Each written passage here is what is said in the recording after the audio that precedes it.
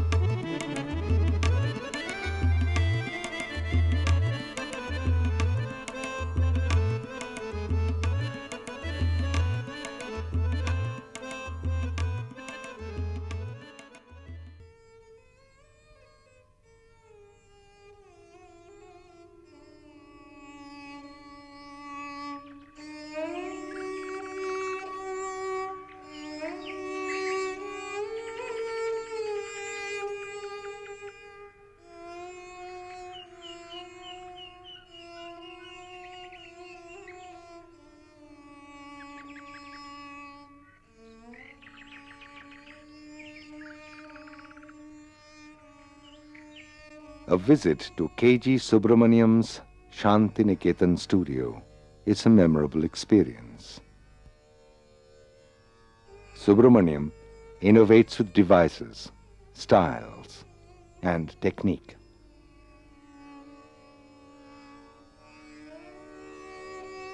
His work is always based on the foundation of a folk art tradition.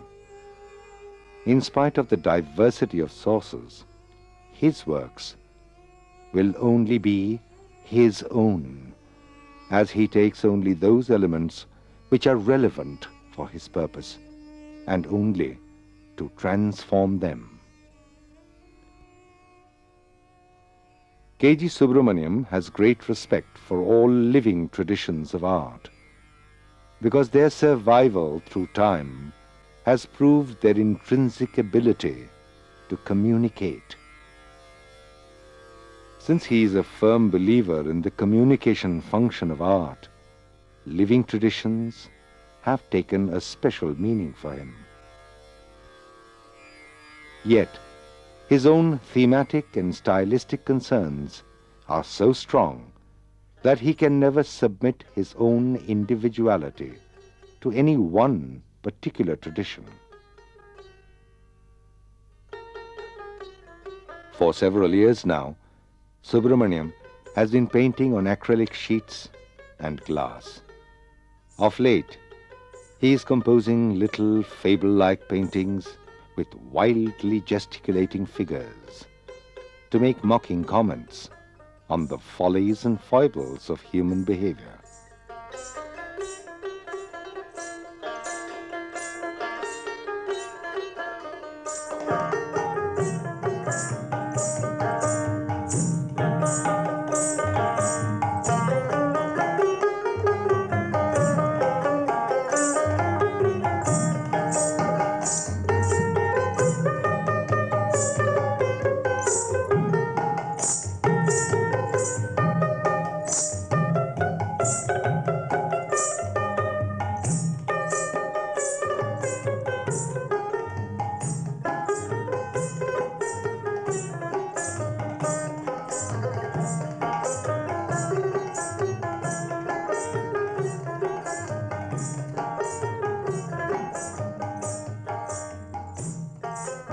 Subramaniam has regenerated the 19th century tradition of Tanjore glass painting. The urban folk painters of Tanjore painted the Puranic divinities in action.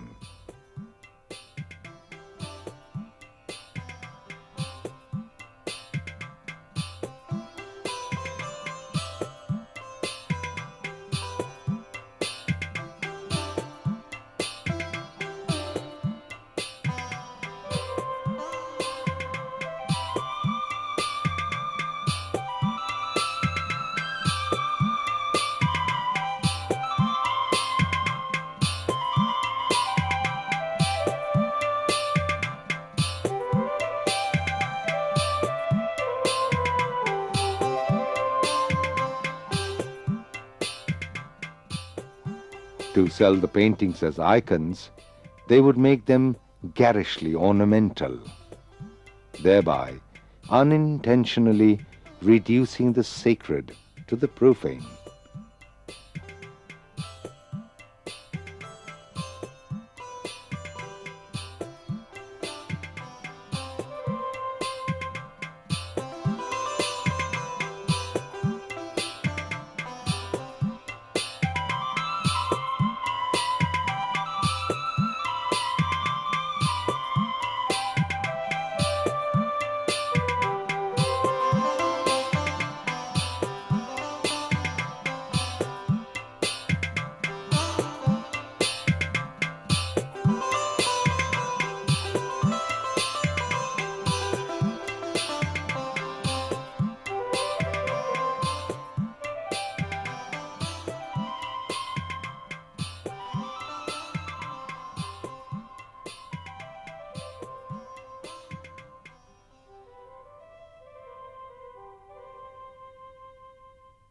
Subramaniam turns around the content-medium connection and humorously mocks at such behavior.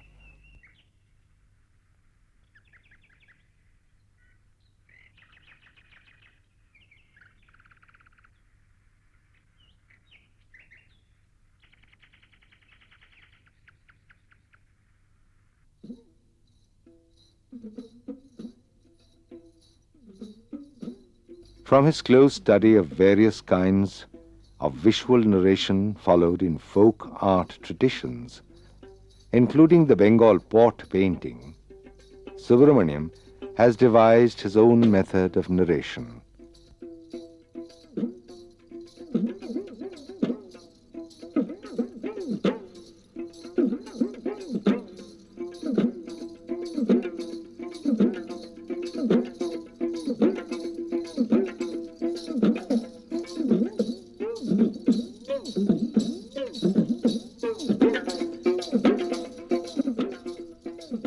He divides the picture surface into flexible segments, each with an episode. The episodes, together, build up a narration that is basically a critical comment. Since he highlights the humorous aspects of human behavior, his comments are witty and inoffensive.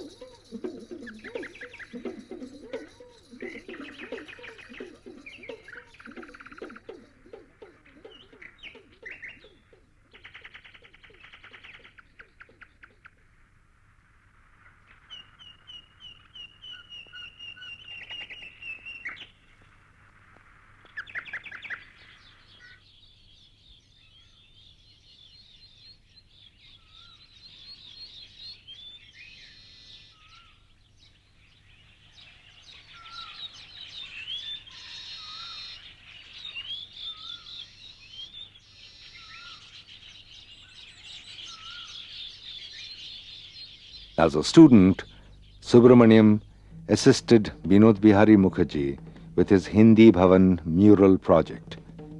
Since then, he himself has made several murals in different media. A recent one on a studio building in Shantiniketan bears testimony to the richness of his design conception. It reminds us that he had once been a leading textile designer.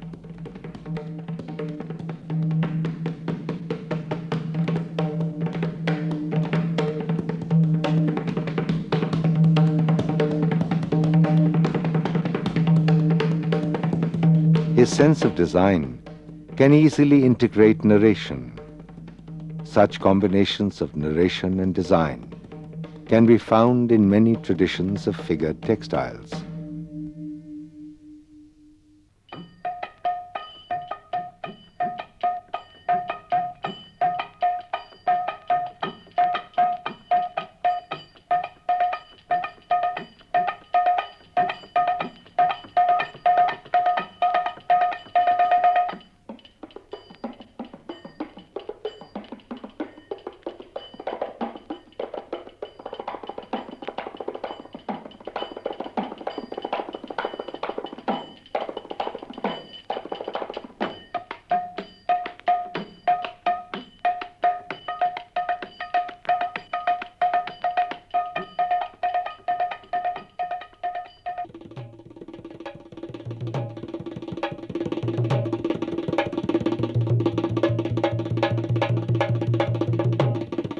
Subramaniam has combined a ground-level assemblage of in-the-round sculpture with low relief on a wall.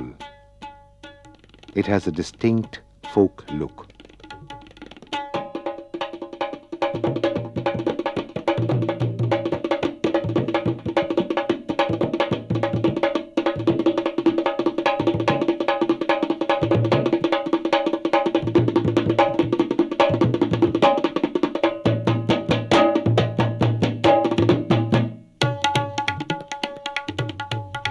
The iconic figures in low relief particularly remind one of the figurative mud wall reliefs of the Hinduized tribals in the Sarguja and the Shahdol districts of Madhya Pradesh.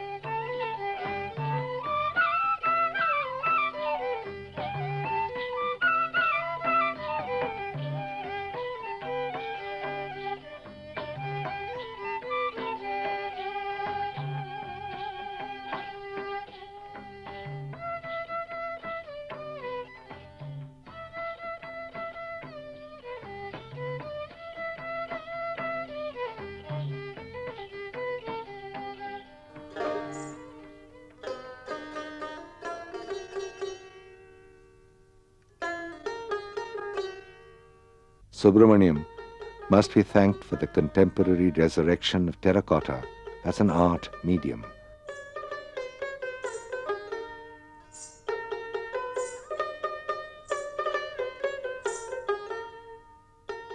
He studied the late medieval terracotta temples of Bengal and then integrated their technique when constructing his own work.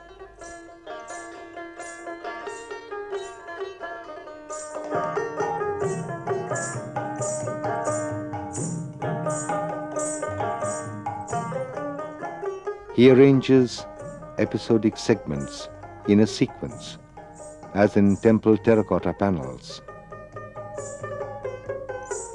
In some of his terracotta panels, he makes wry comments on the secret sexual mores of people.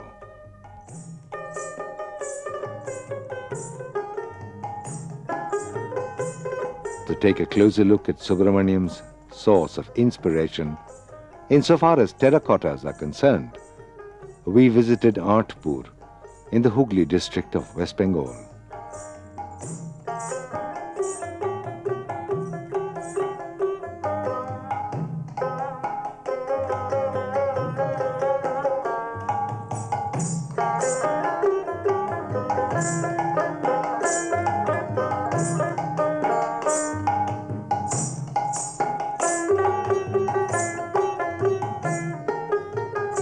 This brick-built Bengal hut-style Artchala temple of Radha Madhav was constructed in 1787.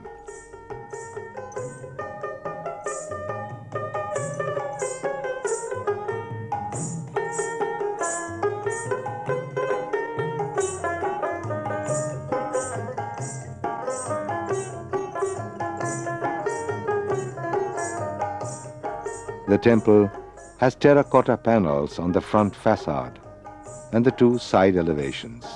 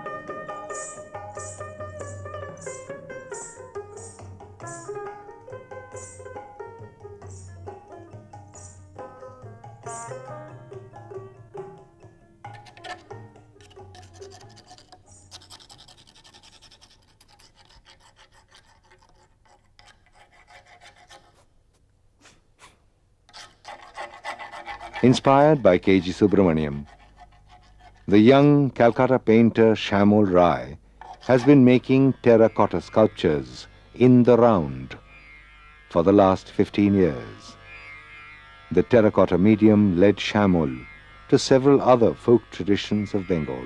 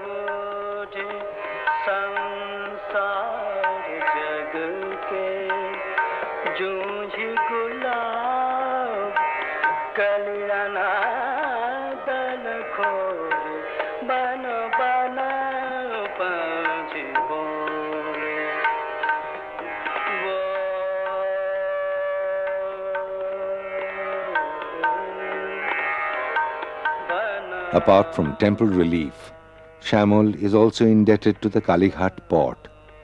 In fact, he derives his sense of volume and figural postures mainly from the Kalighat pots.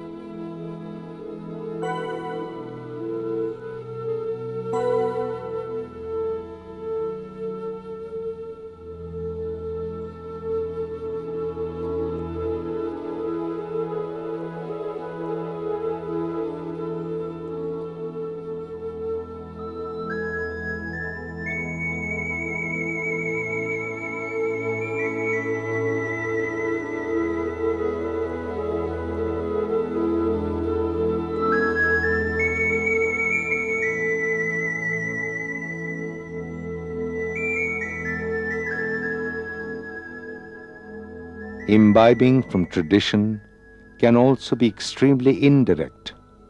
Manoj Datta's paintings only vaguely suggest a folk inspiration. It is perhaps to objectify the awe and the wonder of watching the known world that Manoj has studiously taken recourse to the naivete of folk art.